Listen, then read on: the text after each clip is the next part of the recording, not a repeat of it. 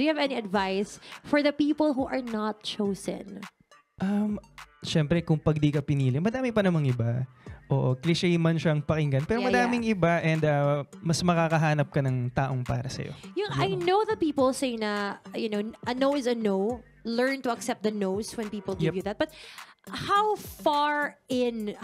hard do you pursue before you accept a no? Kapag sinabihan ka naman, sorry, I'm not interested, agad-agad ka ba? Okay, sige, hindi na po, bye. Oo, parang ganun. Okay. Oo. Pero kapag hindi pa nagdo-know yung person, kahit parang unsure siya, talagang liligawan ka. Pagpabebe pa, kasi, bahala. Ayoko. Yan, pag ganyan, talagang pursue pa. Yeah. Pag sinabi niyang no, di ako interested, okay. What is there to love about OCJ?